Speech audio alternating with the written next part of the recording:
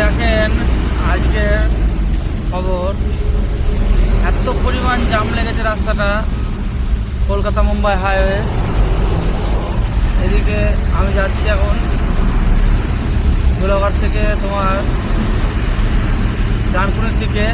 এত পরিমাণ জাম, বিকট জাম। আমার সামনে যাচ্ছে একটা দেখছি পাতে রোলের গাড়ি, বাবা রে।